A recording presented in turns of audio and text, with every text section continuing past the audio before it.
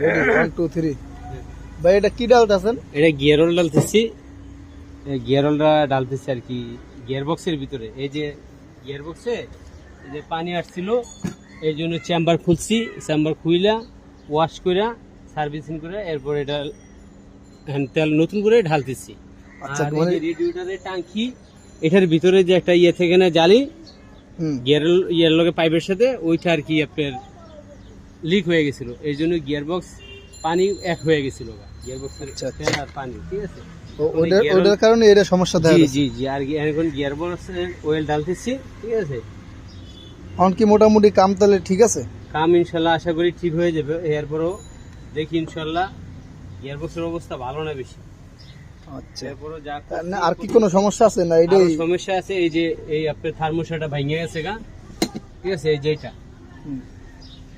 এটা ভেঙে গেছে গা, এটা চেঞ্জ করতেছি, এটা চেঞ্জ করে এটা লাগাবো। এটা কি এটা থার্মোস্টারটা কোন জায়গার থার্মোস্টার? এই যে এই জায়গায় হোস পাইপের সাথে। জি আচ্ছা, এটা লাগাইতেছি। এই যে এটা খুলে সার্ভিসিং করেছি, ট্যাঙ্কি চেঞ্জ করছি। আর এছাড়া অন্য কোনো সমস্যা আছে গিয়ার বক্সে? এখন তেল ঢালতেছি, এখন তেল ঢাইলা স্টার্ট করবো, চেকে যাব, চেক করে বুঝে যাব কোনো সমস্যা আছে কিনা। থাকলে অবশ্যই এটা হয়তো গিয়ার বক্স যদি রিফাইন হয় রিফাইন করবো, যদি না হয় তাহলে নতুন আইনা রিকন্ডিশন এনে লাগাই দিব। ঠিক আছে, এই হচ্ছে কাজ আজকে। এখন পরাই হয়ে গেছে কাম। ঠিক আছে, এখন এই যে থার্মোস্টার লাগাবো নতুন।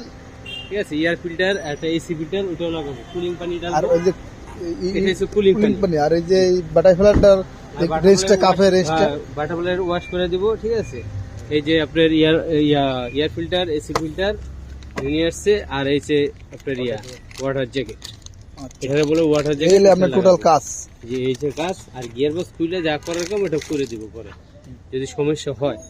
ঠিক আছে, এখন এটা লাগাইলে এই লোকটাকে, এই লোকটা আমার সহকারী। আচ্ছা, ও কাজ করে? কাজ করি। জি, কেমন পারে কাজ কাম? এই তো আলহামদুলিল্লাহ মোটামুটি কাজ পারে। এখন ইনশাআল্লাহ অভিজ্ঞতা হইতে সময় লাগবে, এগুলা ভালোই পারে, মোটামুটি ভালোই শিখছি। কাজ তো করলে আপনিও করতে পারবেন, কিন্তু কাজ মেইন হচ্ছে রোগ ধরাটা। রোগ ধরতে পারলে আপনি কাজ নিশ্চিন্তে এক্সচেঞ্জ করতে শেখার বিষয় আছে না, অনেক কাজ না শিখে তো কিছু ধরা যাবে না। এখন রোগ না ধরতে হলে আপনি সারা দিন কাজ করবেন, কোনো কাম হবে না। সাধারণত দেখা গেল অল্প সময়ের জন্য অনেক কিছু দেখায়, সেটাও আপনার করতে হবে। ওকে, আপনাকে অনেক অনেক ধন্যবাদ। জি ইনশাআল্লাহ, ঠিক আছে, আবার দেখা হবে। আর আপনারা সবাই ইউটিউবটা সাবস্ক্রাইব করুন। ভালো থাকবেন, লাইক করেন, কমেন্ট করেন। কিছু শেখার হলে শিখে নিন, দেখে নিন, বুঝছেন। আর মোবাইল নাম্বার হচ্ছে আপনার 0174081367 এই নাম্বারে যোগাযোগ করবেন। যে হোক, যে কোনো জায়গায়, যে কোনো সমস্যা হোক, আমরা রাত্রেও হোক দিনও হোক, ইনশাল্লাহ ফোন দিলে আমি সাথে সাথে চলে যাব ওই জায়গায়। ঠিক আছে, অনেক অনেক ধন্যবাদ। এই গাড়িটা আপনার বসুন্ধরা আটকে গেছিল। জি, রাত্রে বসুন্ধরা আটকে গেছে, রাত্রে 12টার দিকে যায় গাড়ি। আল্লাহর মতো কোনো মোটামুটি করে নিয়ে আসছি এই জায়গায়। নিয়ে আসার পর এটা আর কি কাজ করতেছে। ঠিকানা হয়েছে আপনার শাহজাহানপুর রেল কলোনি, আপনার গ্যারেজ।